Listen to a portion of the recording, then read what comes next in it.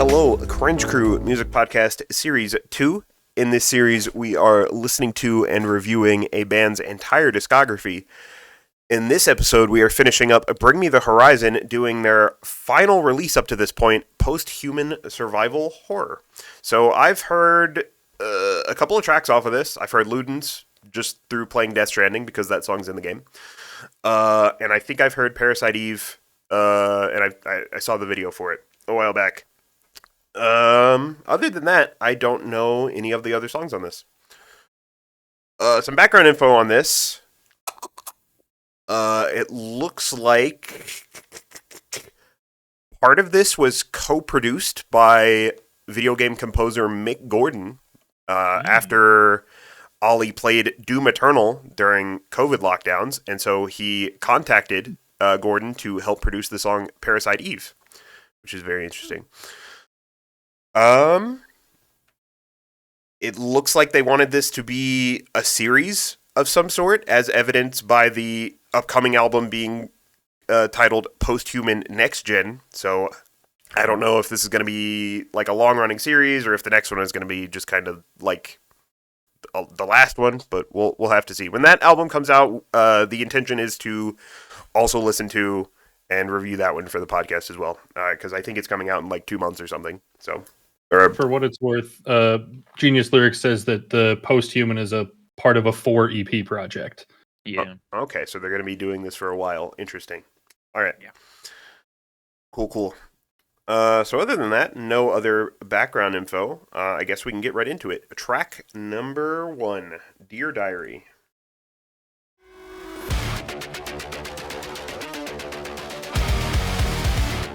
What a fucking banger to start us off. The part that sticks out most to me here is that it's super on brand for the title of the album. And I feel like it highlights that it's a project piece, right? It's not just a bunch of songs that are collected for an album. Like there's a very clear target.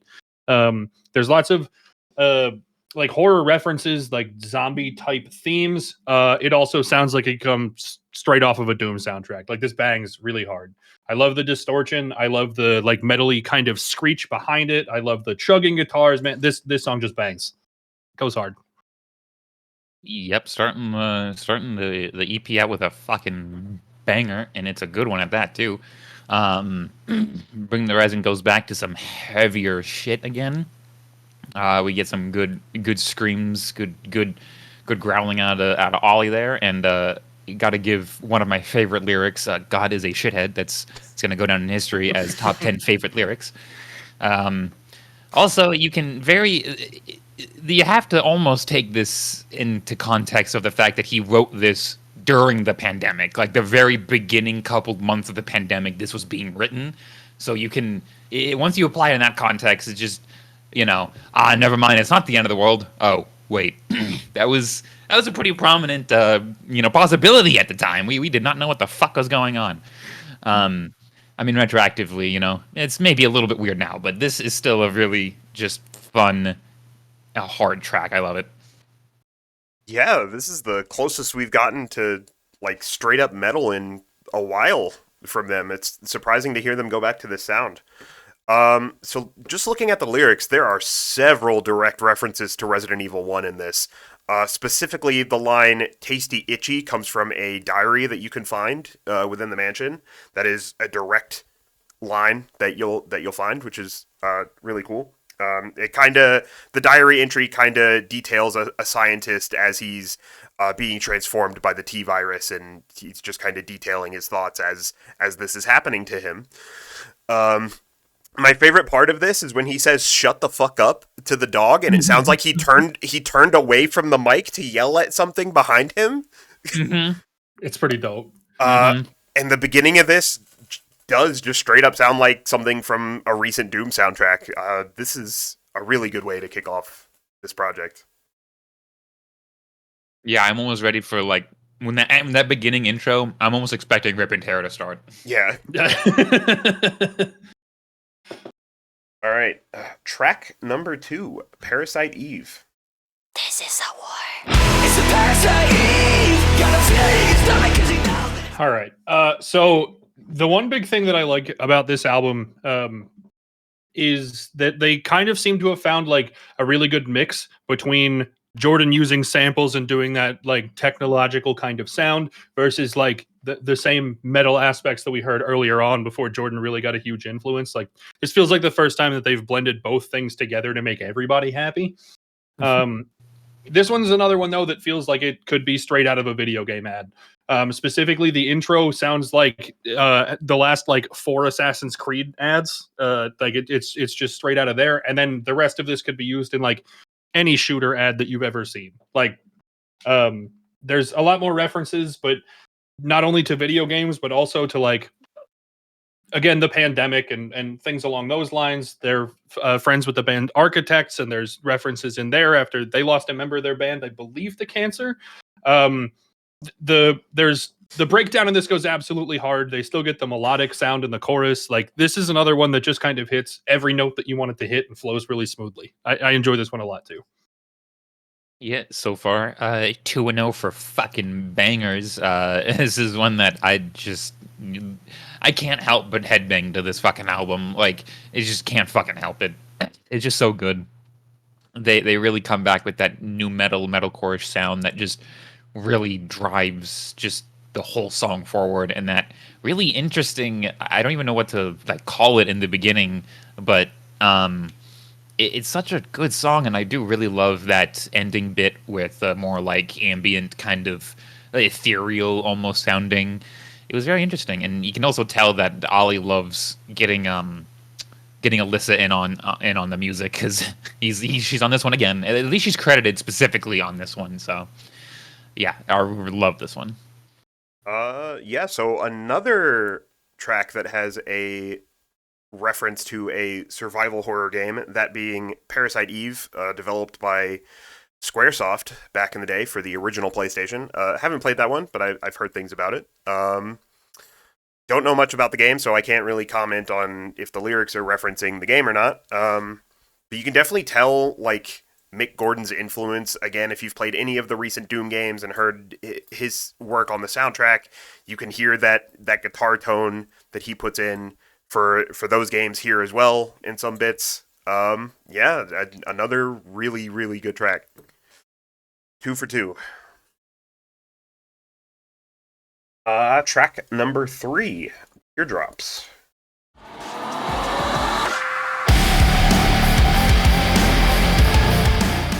I don't want to sound like I'm speaking bad about this track because it's another good one, but compared to the last two and what I know is coming up on this album, it feels a little watered down. It's still really good. I think his voice is solid. I think the cadence and the pacing is really good, and another like really solid breakdown that like you can't help but get into. It just doesn't necessarily have the same edge that the last two have. I think the only detriment to the song is listening to it with the rest of this album instead of just isolated and by itself. But it's another good one. Yeah, I love this. I love this one. This one has very much like an interesting like blend of their rock and electronic because that intro almost sounds reminiscent of like early to mid 2000s like new metal like I really think of like Linkin Park or like Mr. Han, fucking Mr. Han. That's all I can really think about when I hear that like blend after the intro. It's. I mean, I really like this one. I could say that yeah, it's not as up tempo as the first two. Which I mean, if this is still not as up tempo as the first two, it's still not that bad. But yeah, I really enjoyed this one. Yeah, it's still really solid. Lyrics kind of dealing with some darker stuff, tech addiction, being overwhelmed by just all of the shitty stuff that's happening in the world all the time, it seems. But yeah, I really like the kind of new metal-ish sound that it's going for on this. Really, really good track. Yeah, Mike. Also, did you get the clean version? Not Yeah, what the hell? Yeah, fuck. yeah, I was wondering about that. What the Yeah. fuck? Say I fuck. they put out suicidal too. I was like, well, there's a word there, sir. So, I use a program called SoulSeek to acquire albums sometimes. I see. And I guess this is possibly like a censored version that I was not aware of because I have not listened to this until now that I've downloaded it. So yeah, I was wondering what was going on with that. Like I was Googling, wait a minute, is there a censored version of this album? What the hell? And I can't find anything. So if words are censored, oopsie, I'm sorry. How dare they? All right. Track number 4, Obey.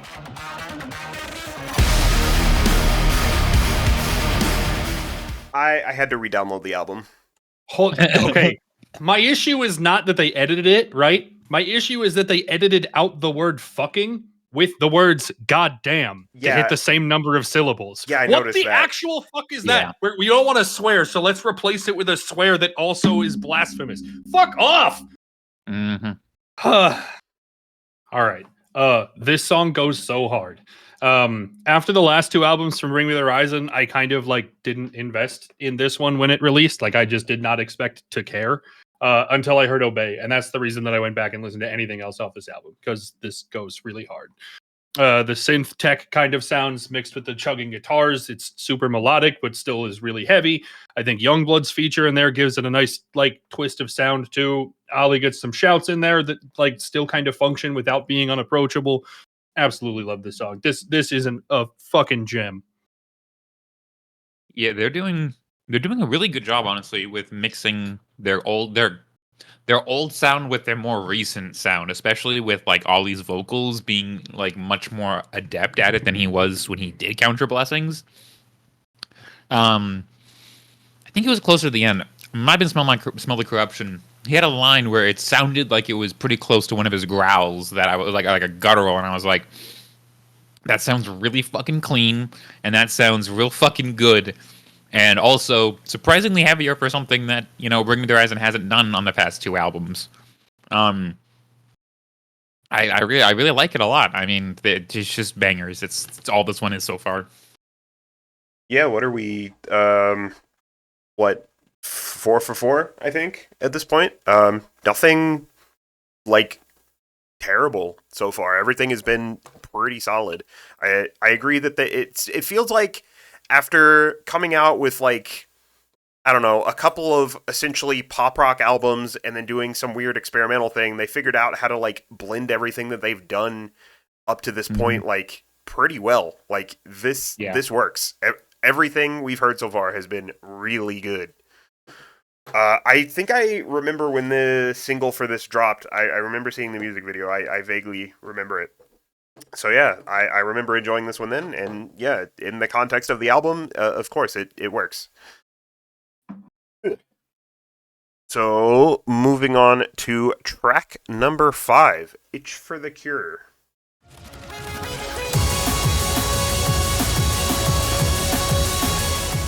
All right. This is a cool little interlude for a lot of reasons.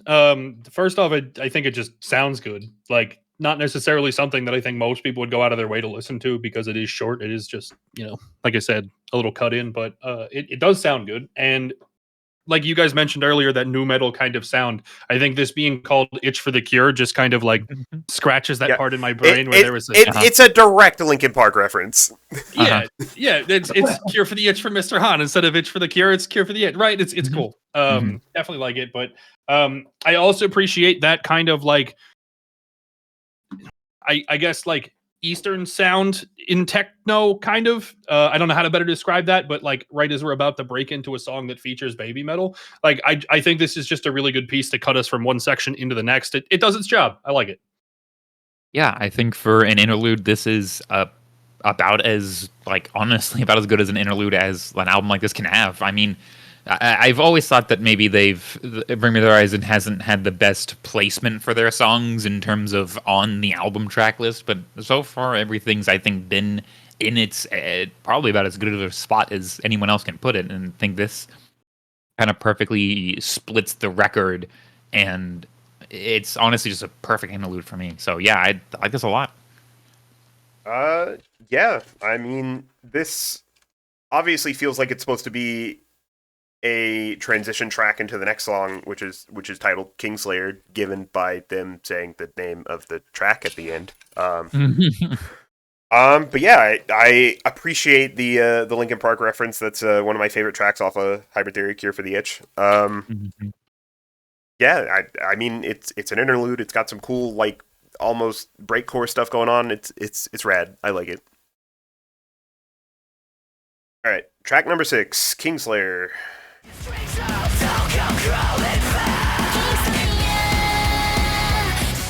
Oh, this goes so hard. I love the synth in this. The percussion, genuinely, this might be the most like technically difficult like track that they've ever put out. The drums are really good. The chugging guitars kind of like blend in nicely instead of being super aggressive and in your face with all the synth kind of sounds. Like this is just fantastic. The baby metal feature was fantastic. Really, my only like bad takeaway from this is that like I guess there's a dissonance between the lyrics. So like in the beginning, where Ali's lyrics are much more like very real, very threatening, very political, right? And then as they bring in the baby metal tracks, it's like very video game. It's just like take the sword and kill the castle in the sky, and it's just kind of like it just gets goofy. But otherwise, like every part of this hits. This goes so hard. Yeah, this is my fucking favorite track on this album.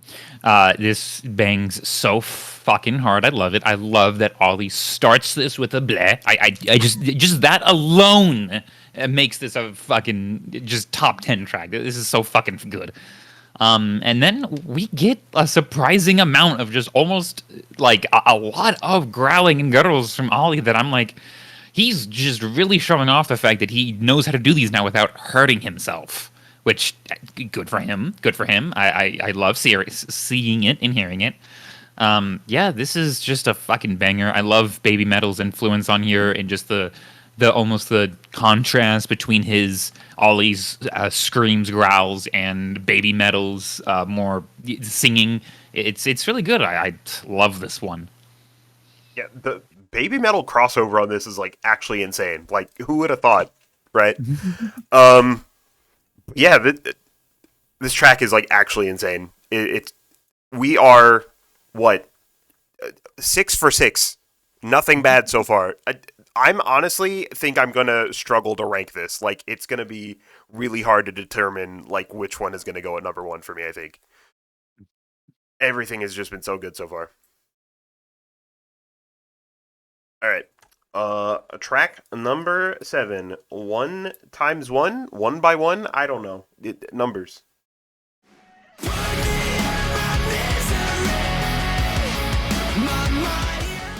All right.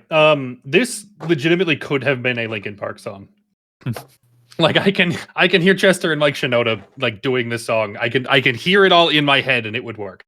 Again, I don't think it has that kind of like not necessarily not being a beat, but more it doesn't have the edginess that some of the other songs in this album have had. Like I think it's flat by comparison, but it is still a really good track. It just doesn't have that like weird hook that everything else in this has. Like there's nothing that really aggressively drags this in for me. Yeah, this is. I hear this song, and yeah, I very much hear a Linkin Park or just early mid 2000s new metal that I'm like, yep, this fits that perfectly. And I'm like, I'm pretty sure this was pretty successful for them. And I'm like, I just remember when people would shit on new metal all the fucking time, and it's like, yeah, well, now go fuck yourself. How's that? I mean, yeah, this is not my favorite track on the whole album, but I still really like this one a lot. I really, really like the feature of the Nova Twins, who I hadn't heard of before this, but they're like a duo group that's also from England. So yeah, it's really different, but I like it a lot from them. Yeah, I don't think this is bad. Going back to the Linkin Park comparison, if you dig through the Genius annotations, there are people like drawing direct comparison to Given Up by Linkin Park. Like, I can kind of see it a little bit. Maybe this sounds like something from that era that they did a little. Yeah, it works, I guess. I don't know. I don't think this is bad, but I do agree that it doesn't have like what some of the other tracks up to this point have had at this point. Again, not bad, just not. It doesn't have that extra oomph, It's just fine. All right, track number 8, Ludens. You call this a connection? Oh, give me a break.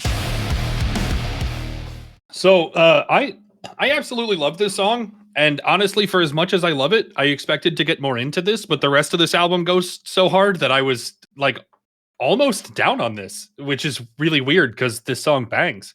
This is one of my favorite breakdowns that they've ever done. I love the way that it kind of builds into itself. Like there's very clear levels of aggression between the verse, the pre-chorus, the chorus, the breakdown, right? And I love the way that it kind of builds to itself, glitches out and stops, comes back, drops off the table entirely, and then it's fuck it, bring it right back up for a breakdown. Like the way that it speeds and slows itself, it's just a really good track. It flows really smoothly, super approachable, and also pretty cool that they just like wrote this for a video game and fuck it, it's on an album now. Love it. Yeah, apparently they wrote this in 1 week, which fucking impressive. I'll let Mike talk about the video game aspect since he's far more in tune with that than I am. I've never touched Death Stranding or any of the Metal Gear Solid games, and I know that Ollie is he's a fucking sim for Kojima. There's no other way to put it. He has a hard on for Kojima, which good enough. He's a wonderful developer. This song has easily one of my favorite breakdowns that they've done. This is another one of those times where I feel like you can almost visualize Ollie or someone in the band like trying to part the fucking crowd into a wall of death and then waiting for the fucking just Ollie's drop, and it's good. I like this one a lot. So yeah, this track was made for the game Death Stranding, which I finished, I guess somewhat recently. I finally finished it last year. I guess that's recent, I suppose, or earlier this year, whatever. So yeah, the whole thing with Death Stranding is that basically you're trying to reunite people after they have been kind of isolated from one another following various events that have happened, the titular Death Stranding, so to speak, and to reunite them, you basically travel across what was once formerly America to try to rebuild it by delivering packages to people and forming bonds with them, so to speak. So there are some references to that within the track. Very funny that Kojima made a game about reuniting isolated people prior to an event that would happen IRL. This is the second time this has happened, Kojima. Are you sure you don't have some kind of, like... powers to tell the future? Anyway, yeah, this track's really good. I don't know what else to say about it. I love the instrumental on this. I don't know what else to say. It's a great track. I love playing Death Stranding and building things and being able to select this as a track that people will hear when they encounter the things that I've built. It's very good.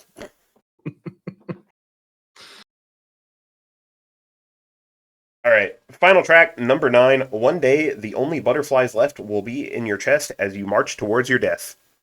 Good name. Love it. Tell me, how's it gonna feel without my arms wrapped around? This one's kind of weird. I love the fact that Amy Lee is in this song, like, and I get the concept that they were trying to do with it. But for me, it just kind of doesn't work on this album. It's very slow and very passionate, but there's not a lot of substance to it, either musically or lyrically. Like they kind of developed a verse and a half and a chorus, and then that's it, just in a really slow pace after everything that's been super upbeat on this album. It's not like most Bring Me the Horizon albums where I'm complaining that why didn't you put this song at the end, right? Like this would definitely not belong anywhere else. But it is very strange that it's included at all, I think. Not an awful track, just very out of place.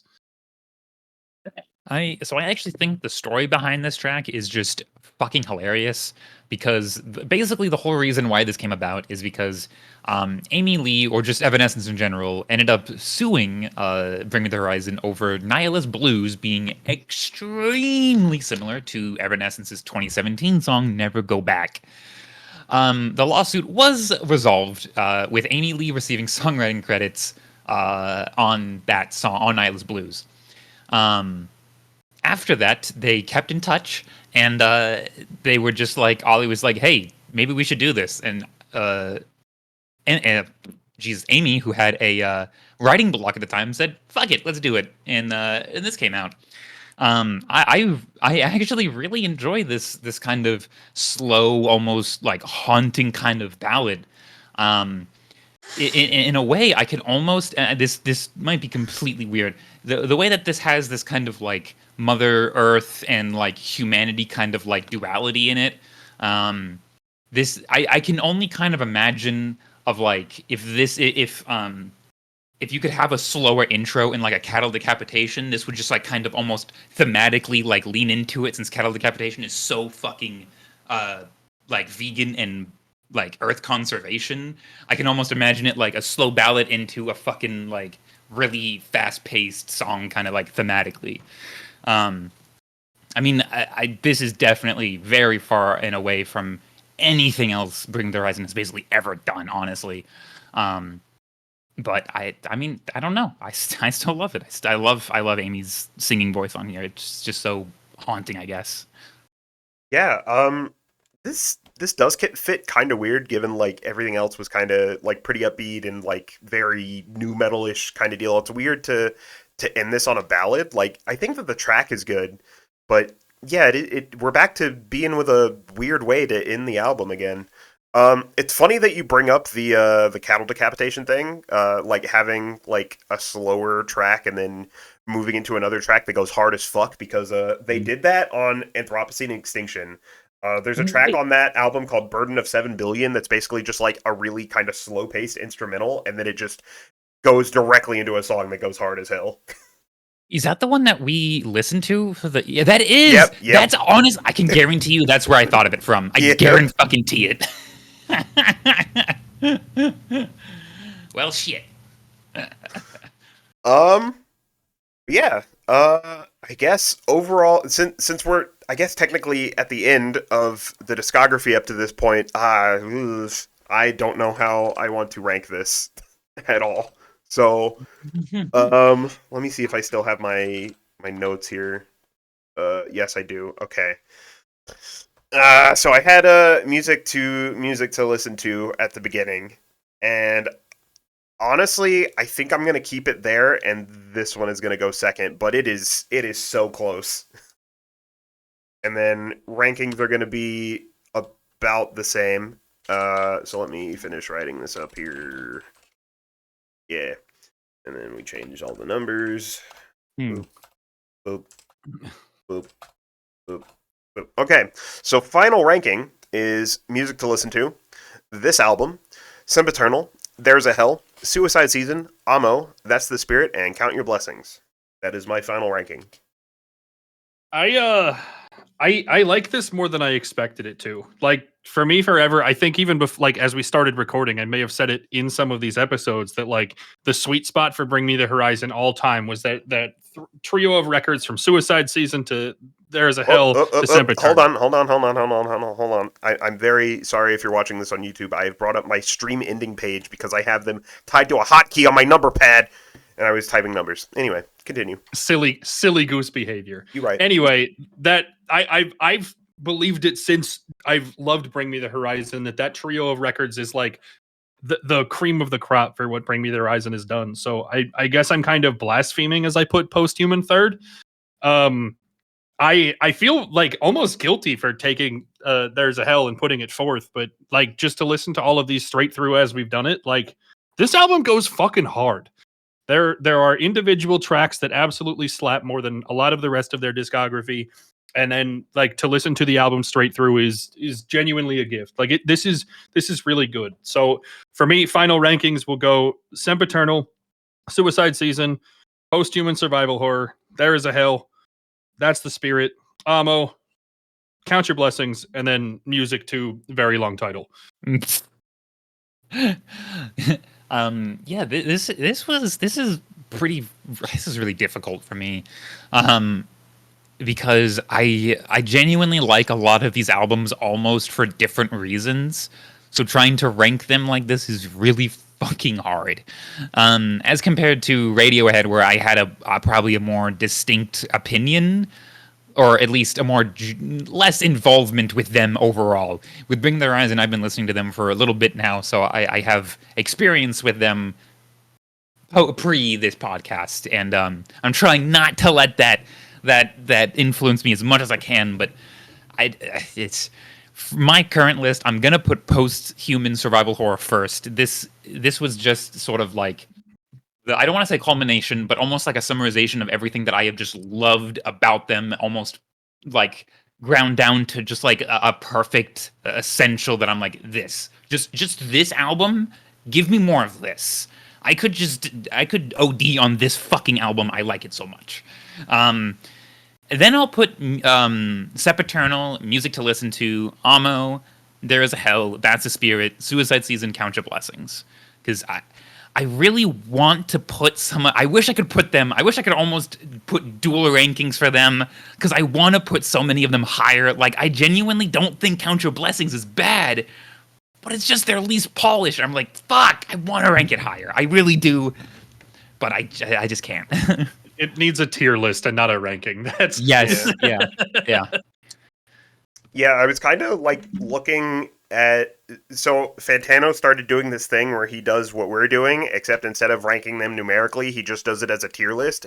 And I'm kind of wondering, why didn't we just do that? Because that's so much easier. That is so much easier. I'm gonna go to tier list maker. I like the rankings. The part of my brain gets that little jolt of joy from knowing this one is definitively better than this one because I said so, rather than them being on equal footing. But yeah, for a band like this where we do like so much of their music, and even like where I have Suicide Season significantly higher than either of you guys do, right? That like I think even then, like to be able to put that on the same tier as something else, I think gives a little more gravity to like how much we enjoyed certain things for their sounds, rather than just saying this is the worst because I liked other ones better. Yeah. I just think it's funny. Wait, Ted, you had Music to Listen to last, right? And then Count Your Blessing? No, I had music to very long title at the very end. I like Count. No, sorry. Yeah, no. I meant that one, and from then the bottom. Yeah. And then Count Your Blessing was the second to last? Yeah. What was yours, Mike? Was yours Suicide Season 2 or Count Your Blessings last? Yes. So, okay. So we all of us had that, at least that one we were like, it's good, but it's just not their best. No, I hated it. Yeah, Mike absolutely despised it. No, you hated it. I think it fucking bangs. I like it. It's just behind 6 others. It's just behind so many fucking other albums that I'm like, this song's good. It's good. But this is just so much fucking better. All right. Well, that wraps up Bring Me the Horizon. For now, like I said, the game plan is to listen to Next Gen when that drops, whenever that is, soon, I think. I think we're going to take a little bit of a break so I can hopefully edit episodes, and we will not start again until I get them done. And so I'm just going to say 2 weeks. And if it's not done by 2 weeks, then we'll push it to 3 weeks. And then someone needs to yell at me. If it becomes 3 weeks, someone needs to yell at me and be like, hey, Mike, what the fuck? What are you doing, you stupid? It's going to take you an hour. Why are you taking so long? And I'll be like, okay, you're right. I'm sorry. If you make it to 3 weeks, I'm changing it. I'm changing the thing from no longer waiting to Steven to waiting on Mike. That will be the punishment. It's just I have to get into the mood to edit things. I have to force myself to do it. Otherwise, it doesn't get done. And then I'm like, wow, why did I wait X amount of time to get this done? This took me an hour and a half. Fair, yeah. So, if 2 weeks becomes 3 weeks, please yell at me and ask me why I have not done it yet. And then I will do it, hopefully. So after I finally edit podcast episodes, we will return whenever that will be. But if you're watching this on YouTube, it's in the future, and I've hopefully done this by now because you're watching it and you've watched the radio and you've watched the Radiohead stuff, because that wouldn't make any sense. How are you watching this if I haven't edited them yet? What the fuck? What are you doing? Get out of my computer. I like the idea that like what was it? Was it 10 or 11 albums for Radiohead and now 8 here for Bring Me the Horizon? There's one scheduled week off, 2 weeks total is what Mike is saying is our deadline to come back, right? And there's still the possibility that 20 fucking weeks from now they're not done. So if you're watching this 20 weeks from when we're recording it, it might be the last one ever because Mike still hasn't edited. Look, I'm saying this for you guys. If you're watching this on YouTube, it's completely irrelevant because I've done it by now. I guarantee let me just guess when this has been done. It is the year 2026. You are finally watching the episodes. We recorded this 3 years ago. Oh man. I love it. All right. I got nothing else. So we can wrap up here, I guess. Yeah. I'll swear. All right, all good. The next band that we do will be a surprise. I'm not even going to tell you who it is. It's Ted's turn. He picked somebody. Surprise. If you're in the Discord, we'll probably post it there. But if you're just watching on YouTube, you'll find out eventually. Alrighty then. That's it. We'll wrap up. See you next time. Later. Peace.